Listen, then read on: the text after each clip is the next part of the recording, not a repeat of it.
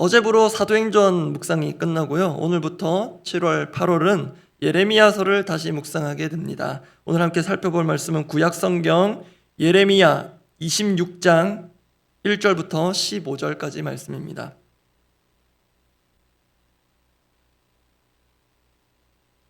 구약성경 예레미야 26장 1절부터 15절까지 말씀, 제가 가진 성경으로는 1092페이지쯤에 있습니다.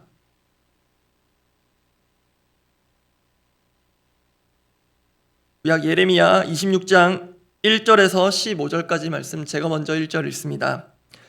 유다의 왕 요시야의 아들 여호야김이 다스리기 시작한 때에 여호와께로부터 이 말씀이 임하여 이르시되, 여호와께서 이와 같이 말씀하시니라. 너는 여호와의 성전 뜰에 서서 유다 모든 성읍에서 여호와의 성전에 와서 예배하는 자에게 내가 네게 명령하여 이르게 한 모든 말을 전하되 한마디도 감하지 말라. 그들이 듣고 혹시 각각 그 악한 길에서 돌아오리라. 그리하면 내가 그들의 악행으로 말미암아 그들에게 재앙을 내리려 하던 뜻을 돌이키리라. 너는 그들에게 이와 같이 이르라. 여호와의 말씀에 너희가 나를 순종하지 아니하며 내가 너희 앞에 둔 내 율법을 행하지 아니하며 내가 너희에게 나의 종 선지자들을 꾸준히 보내 그들의 말을 순종하라고 하였으나 너희는 순종하지 아니하였느니라. 내가 이 성전을 실로같이 되게 하고 이 성을 세계 모든 민족의 저주거리가 되게 하리라 하셨느니라. 예레미야가 여호와의 성전에서 이 말을 하매 제사장들과 선지자들과 모든 백성이 듣더라. 예레미야가 여호와께서 명령하신 말씀을 모든 백성에게 전하기를 마치매 제사장들과 선지자들과 모든 백성이 그를 붙잡고 이르되 내가 반드시 죽어야 하리라. 어찌하여 내가 여호와의 이름을 의지하고 예언하여 이르기를 이 성전이 실로같이 되겠고 이 성이 황폐하여 주민이 없으리라 하느냐 하며 그 모든 백성이 여호와의 성전에서 예레미야를 향하여 모여드니라. 유다의 고관들이 이 말을 듣고 왕궁에서 여호와의 성전으로 올라가 여호와의 성전 세 대문의 입구에 앉으매 제사장들과 선지자들이 고관들과 모든 백성에게 말하여 이르되 이 사람은 죽는 것이 합당하니 너희 귀로 들음같이 이 성에 관하여 예언하였음이라. 예레미야가 모든 고관과 백성에게 말하여 이르되 여호와께서 나를 보내사 너희가 들은 바 모든 말로 이 성전과 이 성을 향하여 예언하게 하셨느니라. 그런즉 너희는 너희 길과 행위를 고치고 너희 하나님 여호와의 목소리를 청종하라. 그리하면 여호와께서 너희에게 선언하신 재앙에 대하여 뜻을 돌이키시리라. 보라, 나는 너희 손에 있으니 너희 의견에 좋은 대로 옳은 대로 하려니와. 함께 읽습니다. 너희는 분명히 알아라. 너희가 나를 죽이면 반드시 무죄한 피를 너희 몸과 이 성과 이 성 주민에게 돌리는 것이니라. 이는 여호와께서 진실로 나를 보내사 이 모든 말을 너희 귀에 말하게 하셨음이라. 참고로 작년 7, 8월에 예레미야서 1장에서 25장까지를 묵상하고 말씀을 나눴습니다. 그래서 1년 전의 기억을 소환한다는 것은 어렵겠지만요, 오늘 본문 앞까지 예레미야 1장에서 25장의 내용을 압축하면 유다에 임박한 하나님의 심판이라고 할 수 있습니다. 그 심판의 메시지를 전한 사람이 예레미야입니다. 그런데 그러한 심판의 메시지, 그래서 회개를 촉구하는 그런 메시지를 듣고 반길 사람은 많지 않습니다. 오히려 반발을 하고 심지어 반격까지 합니다. 그러한 유다 백성들의 현실을 오늘부터 이후로 보게 될 것입니다. 먼저 오늘 본문의 상황을 봅니다. 특별한 역사적 상황 가운데 예레미야에게 하나님 말씀이 주어집니다. 오늘 본문 예레미야 26장 1절 말씀인데요, 제가 먼저 1절 읽어드립니다. 유다의 왕 요시야의 아들 여호야김이 다스리기 시작한 때에 여호와께로부터 이 말씀이 임하여 이르시되, 이 1절에 여호야김이 다스리기 시작한 때란 연도로 말하자면 BC 609년경입니다. 아마 많이 들어보셨을 텐데요, 바벨론 제국에 의해 유다가 멸망한 게 BC 586년쯤입니다. 대충 계산하면 오늘 본문은 유다가 멸망하기 약 20년쯤 전의 일입니다. 그리고 여호야김은 유다 마지막 왕조에서 세 번째 왕입니다. 다르게 말하면 유다의 멸망이 임박한 때입니다. 조금 더 생생하게 말씀드리면 이미 멸망이 진행될 때입니다. 선지서의 역사적 배경이 되는 구약의 역사서를 보면 이를 단적으로 확인할 수 있습니다. 열왕기하 24장 1절인데요. 제가 읽어드립니다. 여호야김 시대에 바벨론의 왕 느부갓네살이 올라오매 여호야김이 3년간 섬기다가 돌아서 그를 배반하였더니. 세계사적으로도 당시 고대 근동 지역의 패권이 아수르에서 바벨론으로 옮겨가는 중이었습니다. 그런 바벨론의 왕 느부갓네살이 예루살렘으로 올라왔다는 것은 유다의 입장에서 상당한 압박이자 위기의 전조였습니다. 실제로 유다의 멸망은 3차에 걸쳐서 진행이 되는데요. 그중 오늘 본문에 나오는 여호야김 시대가 바벨론 1차 포로기에 해당합니다. 그때 바벨론으로 잡혀간 이들 중 대표적인 구약 인물, 아마 이름만 들으면 다 아실 다니엘입니다. 이러한 역사적 배경이 예레미야가 오늘 본문에 이 하나님의 말씀을 받은 특별한 상황이라면 하나 더 주목할 특별함이 있습니다. 오늘 본문 2절입니다. 예레미야 26장 2절 말씀, 이번에는 함께 읽어보겠습니다. 여호와께서 이와 같이 말씀하시니라. 너는 여호와의 성전 뜰에 서서 유다 모든 성읍에서 여호와의 성전에 와서 예배하는 자에게 내가 내게 명령하여 이르게 한 모든 말을 전하되 한마디도 감하지 말라. 지금 유다의 멸망이 임박했고 이미 진행되고 있던 상황도 특별하지만 지금 예레미야가 하나님께 받은 말씀을 전해야 할 장소 그리고 대상이 구체적으로 지정되었습니다. 2절에 나와 있었던 대로 여호와의 성전 뜰이 그 장소고요. 그 대상은 유다 모든 성읍에서 여호와의 성전에 와서 예배하는 자입니다. 예레미야는 그들에게 성전에서 하나님께 받은 말씀을 가감없이 전해야 했습니다. 지금 확인한 이 두 번째 구체적인 상황, 성전에서 예배하는 자들에게 말씀을 전해야 한다는 것이 특별해지는 것은요, 하나님께서 그렇게 하라고 하신 특별한 의도가 있기 때문입니다. 그게 이어지는 3절입니다. 제가 오늘 보면 3절 말씀 읽어드립니다. 그들이 듣고 혹시 각각 그 악한 길에서 돌아오리라. 그리하면 내가 그들의 악행으로 말미암아 그들에게 재앙을 내리려 하던 뜻을 돌이키리라. 예레미야가 전할 메시지는 결국은 회개의 메시지입니다. 유다 백성들이 악한 길에서 돌아오고 그들의 악행을 멈추어야 그들에게 임박한 심판을 면하고 또 이미 진행 중인 심판을 중단하거나 최소한 유보할 수 있다는 것입니다. 그런데 바로 여기에 오늘 주목하고자 하는 특별함이 있습니다. 여러분, 지금 하나님은 예레미야를 성전 예배에 불성실한 자들, 참석하지 않은 이들을 향해 말씀하시는 것이 아닙니다. 지금 우리로 치면 주일 예배 잘 안 나오고 상습적으로 빠지고 그렇게 기본적인 신앙생활도 소홀히 하는 사람들에게 지금 하나님께서 예레미야를 보내신 게 아니라는 것입니다. 여호와의 성전에 예배하러 모인 자들, 좀 전에 보았던 2절의 표현 그대로 하자면 유다 모든 성읍에서 여호와의 성전에 와서 예배하는 자, 그만큼 예배에 열심인 자, 성전에 모이기를 힘쓰는 자. 그런데 겉으로만 보면 믿음 좋아 보일 수도 있는 그런 자들에게 각각 그 악한 길에서 돌아오도록, 그렇지 않으면 그들의 악행으로 인한 재앙이 초래될 것을 경고하고 계십니다. 그렇다면 지금 성전에 모여 예배하는 유다 백성들에게 분명 문제가 있어 보입니다. 더 구체적으로는 이들이 드린 예배에도 문제가 있습니다. 그렇다고 유다 백성들의 예배가 처음부터 끝까지 엉망인 것은 아닙니다. 앞서 말씀드린 대로 모든 성읍에서 모이기에 힘쓰고 정기적인 예배에 참여한 것은 인정할 만합니다. 그러나 유다 백성들의 예배에 중요한 두 가지가 결여된 것이 보입니다. 그래서 우리가 이럴 때 뭔가 2% 부족하다 이런 표현을 사용할 때가 있는데요. 그래서 오늘 본문을 통해 유다 백성들의 예배 가운데 확인되는 두 가지 문제, 그것을 살펴보고 기도하고자 합니다. 2% 부족한 예배라고 타이틀을 붙여봅니다. 2% 부족한 예배, 첫 번째, 회개 없는 예배입니다. 2% 부족한 예배, 첫 번째, 회개 없는 예배. 유다 백성들의 예배는 회개 없는 예배였던 것으로 보입니다. 이것은 앞서 3절에서 확인한 바 있습니다. 다시 봅니다. 3절 말씀입니다. 함께 읽어보겠습니다.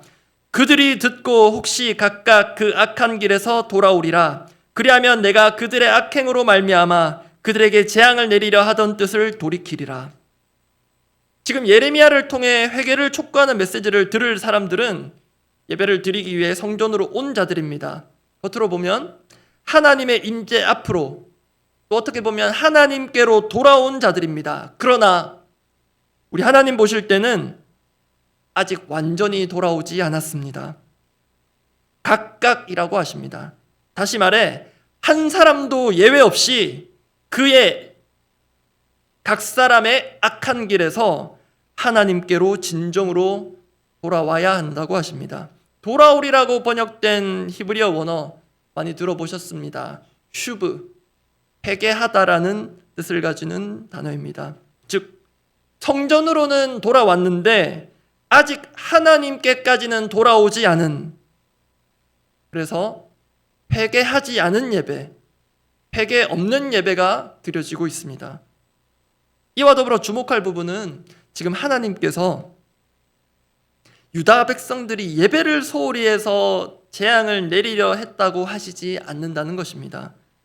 그들이 재앙을 초래한 이유가 예배의 문제가 생겨서라기보다는 그들의 삶의 문제가 생겨서 그렇습니다. 좀 전에 확인했던 3절 중간쯤 보시면 그들의 악행으로 말미암아, 즉 악행이 해결되지 않은 채 드리는 예배, 그렇게 방치된 악행을 가지고 반복적으로 꾸준하게 열심히 드리는 예배로는 유다의 임박한 재앙을 면할 길이 없었습니다.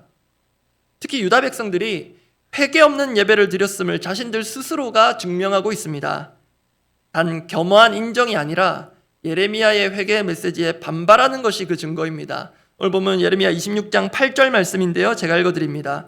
예레미야가 여호와께서 명령하신 말씀을 모든 백성에게 전하기를 마침에 제사장들과 선지자들과 모든 백성이 그를 붙잡고 이르되 네가 반드시 죽어야 하리라. 여러분, 이 상황 이해되십니까? 정말로 유다 백성들의 예배에 진정한 회개라는 요소가 있었다면 아무리 예레미야 선지자가 전하는 회개의 메시지가 불쾌했다 하더라도 과연 이런 반응, 네가 죽어야 하리라, 이 반응이 과연 회개 있는 예배자의 모습이라고 할 수 있겠습니까? 예배를 드리고도 누군가를 향한 분노, 사리를 그대로 안고 간다면 여러분, 그게 정말 회개 있는 예배라고 할 수 있겠습니까?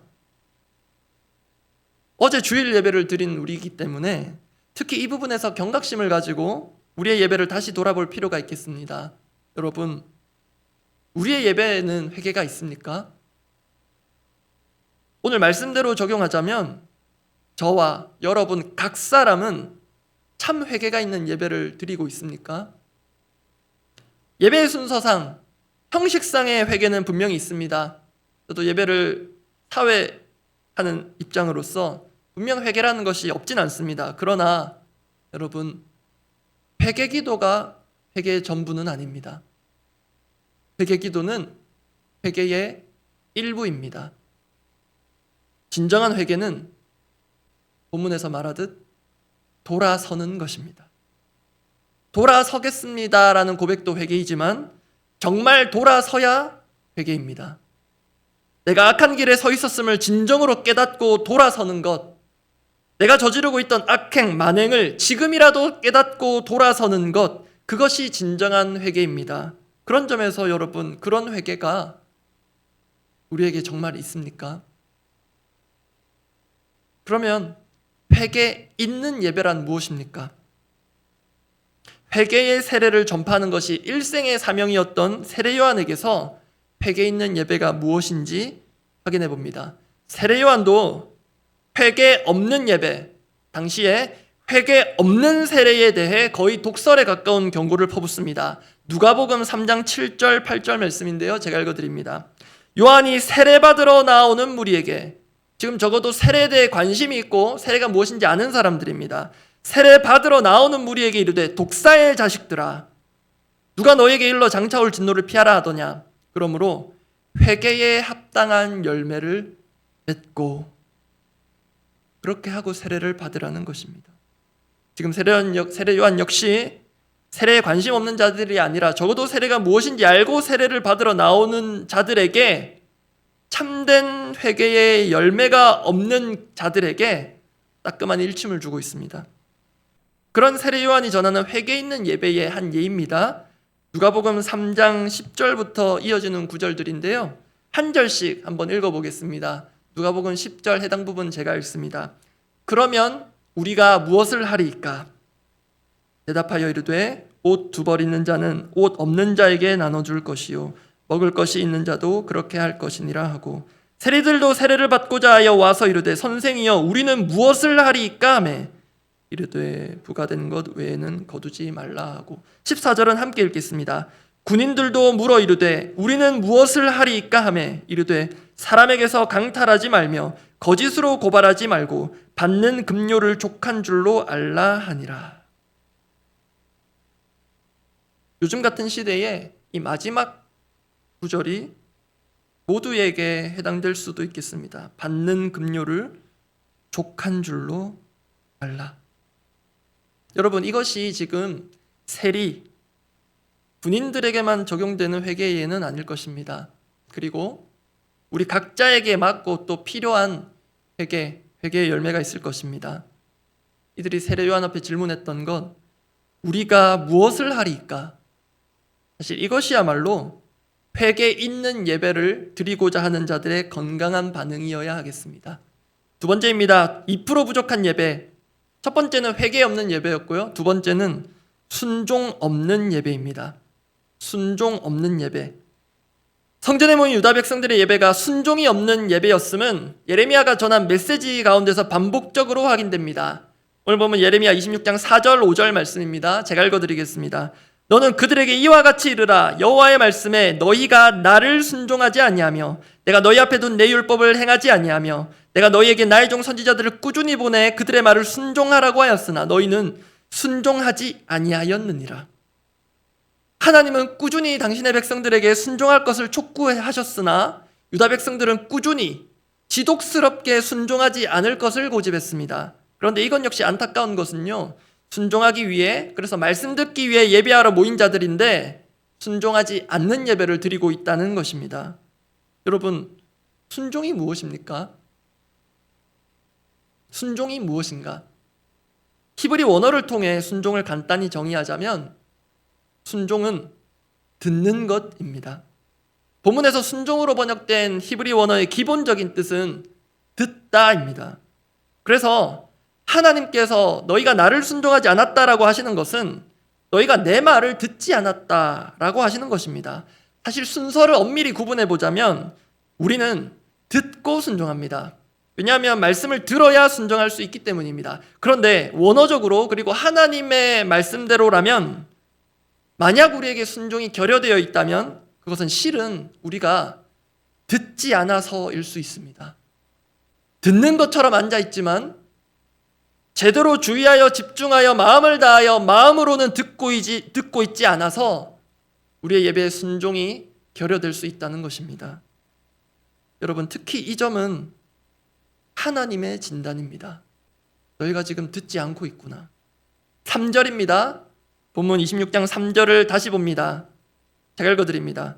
그들이 듣고 혹시 각각 그 악한 길에서 돌아오리라. 이 부분 히브리 원문을 직역하면 최대한 한글 성경과 비슷하게 옮기면 이렇게 됩니다. 혹시 그들이 들으면 각각 그 악한 길에서 돌아오리라. 어떤 차이점인지 아시겠습니까? 한글 성경으로 보면요, 듣고 나서 돌아올지 말지, 순종할지 말지 여부가 결정되는 것처럼 보일 수 있는데요, 히브리 원문대로 보면 듣는 것이 핵심입니다. 정말 내 백성이 내 말을 듣는다면 돌아올 것이다. 하나님의 간절한 기대입니다. 그래서 순종이 안 된다는 것은 겸허하게 인정해야 합니다. 내가 듣지 않고 있구나. 듣는 것 같지만 듣지 않고 있구나. 그래서 우리는 정말 듣고 있는가? 어제 나는 이 자리에서 정말 하나님의 말씀을 하나님의 말씀이라 여기고 들었는가? 자문할 필요가 있습니다. 말씀 정리합니다. 우리의 예배에는 진정한 회개가 있습니까? 순종이 있습니까? 동일한 질문을 조금 다르게 합니다. 우리의 삶의 예배에는 회개가 있습니까? 우리의 삶의 예배에는 순종이 있습니까? 주일 예배에도 성공하고 각자의 삶의 예배에도 성공하기를 원합니다. 우리가 일상의 예배에 사활을 거는 것이 회개 있는 예배, 순종 있는 삶의 예배를 드리고자 사활을 거는 것이 어쩌면 진정한 미셔널 라이프의 시작일 수 있습니다. 기도하겠습니다.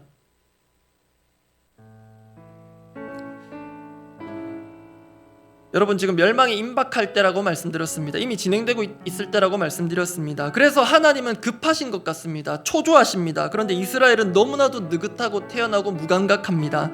그런 상황을 염두에 두시고 오늘 본문 예레미야 26장 3절을 제가 다시 읽어드립니다. 그들이 듣고 혹시 각각 그 악한 길에서 돌아오리라. 그리하면 내가 그들의 악행으로 말미암아 그들에게 재앙을 내리려 하던 뜻을 돌이키리라. 우리의 겸한 기도 제목은 이렇습니다. 회개에 합당한 열매 있는 그런 예배 드리고 싶습니다. 순종 있는 삶의 예배를 드리고자 정말 열린 귀와 듣는 마음으로 하나님의 말씀을 하나님의 것으로 여기며 듣기를 원합니다. 주님, 우리가 무엇을 하여야 하겠습니까? 오늘의 우리의 삶의 예배가 회개 있는 예배, 순종 있는 예배 되기를 원합니다. 그러려면 내가 깨닫지 못하고 있었던 내가 서 있는 악한 길, 악한 행실, 악한 사고방식 제발 이제라도 깨닫고 그치게 하여 주옵소서. 성령께서 조명하여 주셔야만 가능할 수 있는 이 작업이 우리 새벽에 우리 각자가 임할 아침의 묵상의 시간 가운데 있기를 원합니다. 그 마음으로 함께 기도하겠습니다. 아버지, 우리의 눈물이 가식이 되지 않기를 원합니다. 우리의 회개가 립서비스가 되지 않기를 원합니다. 우리의 아멘이 말뿐인 거짓말 되지 않기를 원합니다. 아버지, 내가 다 깨닫지 못하나 내가 지금도 고집하고 있는 나의 악한 사고방식,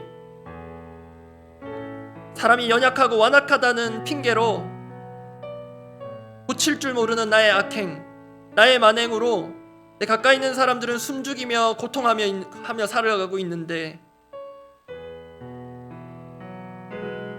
그것도 모르고 주님 앞에 나와 예배를 드리는 것만으로 나의 신앙생활을 한 것 전부인 것처럼 여기며 착각하고 살아가고 있다면 주님, 비록 뼈아프고 불쾌하겠지만 우리 가운데에도 따끔한 일침을 주시고 우리의 예배가 알맹이만 빠진 껍데기만 남은 예배라면 주님, 이 예배가 더 이상 반복되지 않도록 우리 가운데 따끔한 일침을 허락하여 주시옵소서. 주님, 또한 반대로 정말로 겸손한 마음으로 겸허한 마음으로 이 새벽을 꾸준히 깨우며 주님 앞에 나온 이들이 있다면 주님, 이들의 회개 있는 예배, 이들의 순종 있는 예배를 기쁘게 여기사 악행으로 말미암아 우리가 자초하고 있을지 모를 하나님의 진노와 심판을 면할 수 있는 복을 이러한 귀한 예배자들을 통하여서 허락하여 주시옵소서.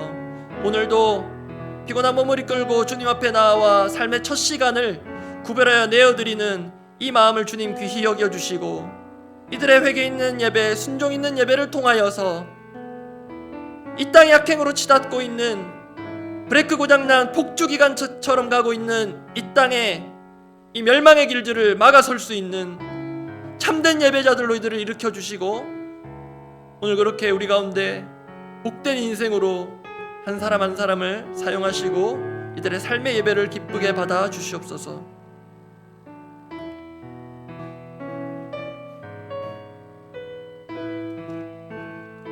우리 공동의 기도 제목들을 두고 기도하겠습니다.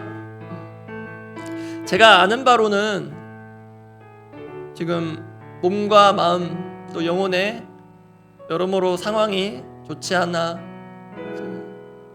슬픔 가운데 또 기도하고 하나님의 기적적인 도우심을 바라는 성도님들 또 성도님들의 가족들이 참 많은 것 같습니다.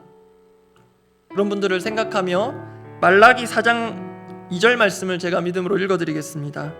내 이름을 경외하는 너희에게는 공의로운 해가 떠올라서 치료하는 광선을 비추리니 내 이름을 경외하는 너희에게는 공의로운 해가 떠올라서 치료하는 광선을 비추리니 너희가 나가서 외양간에서 나온 송아지같이 뛰리라. 지금은 침상에서 병상에서 몸을 누이고 있을 수밖에 없는 상황일 수 있지만 하나님께서 공의로운 해로 치료하는 광선을 발하여 주셔서 결국은 외양간에서 나온 송아지처럼 기뻐 뛸 수 있도록, 또 그들을 바라보는 우리 모든 가족들이, 또 우리 믿음의 식구들이 모두가 함께 기쁨으로 하나님을 찬양할 수 있도록 이번 주에 중요한 검사 결과가 나오는 이들, 또 이번 주에 정말로 중대한 또 시술을 앞두고 있는 분들, 우리 가족들 또 믿음의 식구들 아신다면 위에서 기도해 주시고, 혹시 구체적인 이름과 상황을 모르신다 하더라도 그들의 마음을 주님 한마음 되게 하사 위에서 기도할 때 성령께서 우리 마음을 새롭게 하실 것을 기대합니다. 그렇게 특별히 오늘은 그렇게 육신과 마음의 회복과 치유가 필요한 이들을 위해서 집중해서 기도해 주시면 감사하겠습니다. 그렇게 기도하고 각자 기도하고 돌아가시기 바랍니다. 기도합니다. 하나님 아버지, 첨단 의술로도 해결할 수 없고 이미 손 쓸 수 없는 상황 가운데 있는 우리 믿음의 식구들, 또 우리 믿음의 식구들의 또 가족들, 주님, 그들이 처한 황망한 상황과 안타까운 현실을 주님 불쌍히 여겨주시고 정말 하나님만이 주시는 공의로운 해와 치료의 강선을 발하여 주시기를 원합니다. 내 이름을 경외하는 너희에게는 하나님의 공의로운 해가 떠오를 것이며 치료하는 광선을 발하시겠다고 하신 이 약속의 말씀이 우리 가운데 현실이 될 것을 기대합니다. 주님,